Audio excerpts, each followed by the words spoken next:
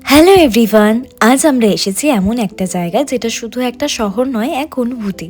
এই শহরের নাম বেনারস, যেখানে জীবন, মৃত্যু আর বিশ্বাস একসাথে মিশে যায় গঙ্গার ধারে। বেনারস পৃথিবীর সবচেয়ে পুরনো জীবন্ত শহরগুলোর একটা। বলা হয় এই শহর স্বয়ং লর্ড শিবা নিজে প্রতিষ্ঠা করেছিলেন।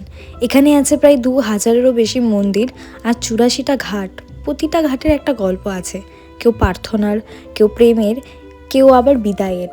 বেনারসের সন্ধ্যা শুরু হয় যখন সূর্য নামতে থাকে আর ঘাটে বাজে ঘণ্টা, শঙ্খের ধ্বনি। দশাশ্বমেধ ঘাটের গঙ্গা আরতি এক কথায় অলৌকিক। চারিদিকে আলো, ভক্তি আর শান্তি, মনে হয় সময় থেমে গেছে। মেন ঘাট ছাড়াও ঘুরে দেখতে পারো সারনাথ, যেখানে গৌতম বুদ্ধ প্রথম উপদেশ দিয়েছিল। এখানে আসা সব থেকে ভালো সময় হচ্ছে অক্টোবর থেকে মার্চ, আর সকালে বা বিকেল বেলায় বোট রাইডটা মিস করো না। এই জায়গাটা আমার কাছে এমন একটা অভিজ্ঞতা যেটা চিরদিন মনে থেকে যাবে। গঙ্গার বাতাসে, মানুষের হাসিতে আর মন্দিরের ঘন্টায় মিশে আছে জীবনের মানে।